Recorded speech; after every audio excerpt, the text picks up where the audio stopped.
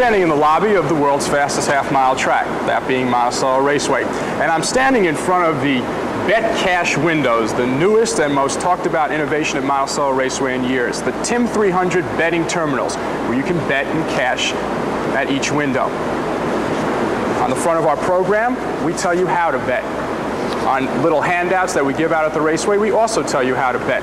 But to give you a closer and more insightful look at the system and the advantages of this new betting terminal, we're going to talk to Mr. Bill Liberty, the Mutuel manager here at Monticello Raceway, right now. So let's go back behind the scenes to the betting terminal and to where the tellers look upon the crowd. Let's take a walk. We are now behind the scenes from where the teller looks upon the customers at Monticello Raceway. My guest is the Mutuel manager of Monticello, Mr. Bill Liberty. Bill, you have become an instant celebrity at Monticello because of the new TIM 300 betting terminal.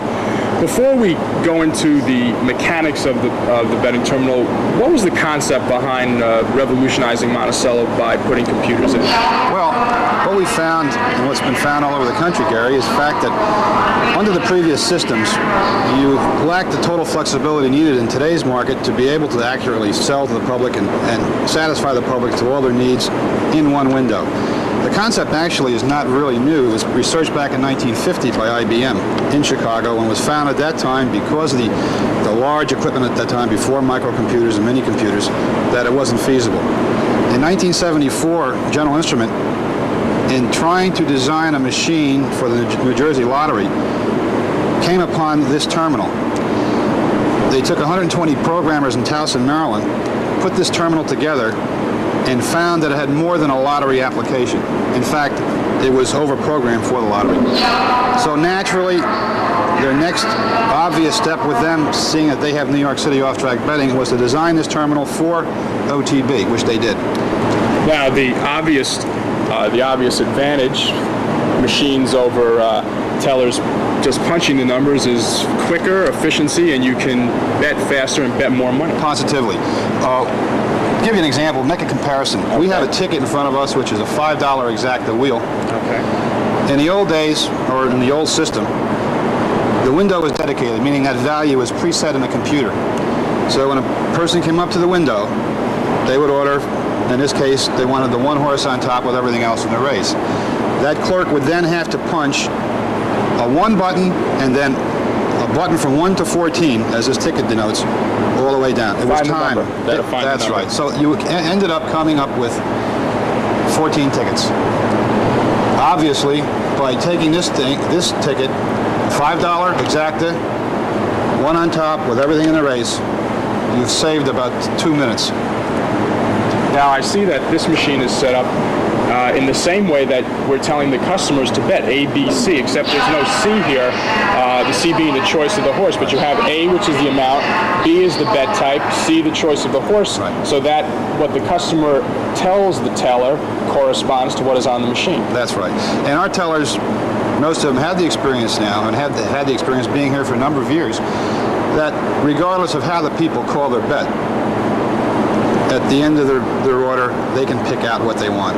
So a lot of times the order will come in reverse, or they'll put the bet type first, then the horse, then the amount. Our clerks now have the experience to be able to pick that out and put the bet in sequence. After the second race, you can pre-bet any race 3 through 10. How does the machine do that? Very simply, Gary. After the second race, when we open all the pools for the rest of the evening, if a person wanted to leave early, wanted to bet the 10th race, and it's only the 3rd race, they would go to the clerk and ask them that they would like to bet the 10th race, $3 trifecta, 1, 2, 3, for example. The clerk would then push race, number 10, $3 trifecta, 1, 2, 3, and the bet is registered in the computer for the 10th race. It's called advanced wagering. The concept hasn't caught on here yet, but it's a big success of the other tracks. Now, this is from the teller's viewpoint. Many customers obviously don't care what the teller's problems are. They want to know about what their problems are. We're going to get to that.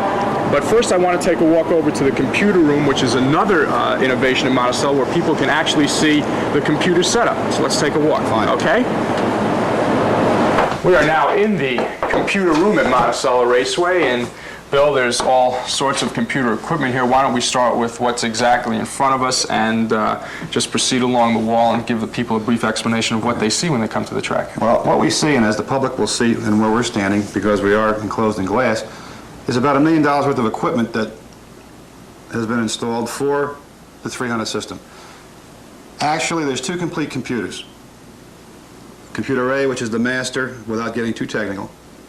Computer B, which is the slave. Computer A is on the right. Oh, you can see the A and the B. That's right. Also, as you go to the right of the computers, is what they call front ends and back ends.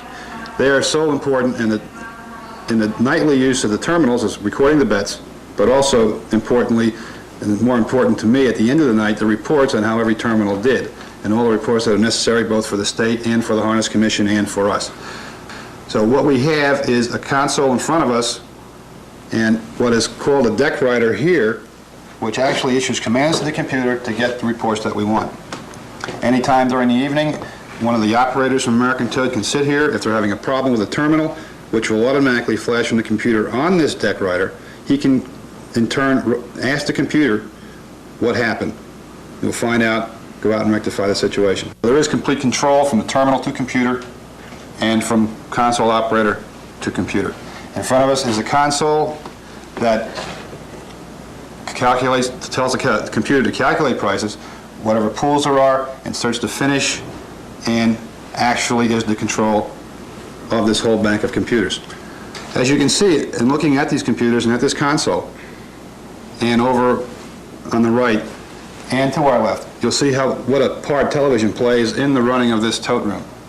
Communication is all important, and in fact it is the vital thing that makes the whole computer system tick. They have to be able to communicate with the various betting lines in the plant. They have to be able to communicate with the judges on the roof and to the people out in the infield board to make sure everything is going according to form. Now, these things are obviously all computer technology and the way that the TIM 300 works. Let's talk about a little bit about the aspect from the customer. The object of the TIM 300 of the new betting terminals is for increased efficiency. From your viewpoint now, we're in a couple weeks into the season, what are some of the problems been with the way the people bet, the way the tellers have handled with just the operation of getting the money to place the wager? Well, Gary, it's a twofold thing. First of all, I would like to tell the public, in the start of this system, as it has been in all racetracks, a little patience. Patience is a virtue. Also, that's a two-way street, too, because I think our clerks have to be a little patient. But as they become more proficient and the public becomes used to betting with these, they're going to find that it is the greatest thing that's ever happened to them. Right now, we have several problems. People being creatures of habit.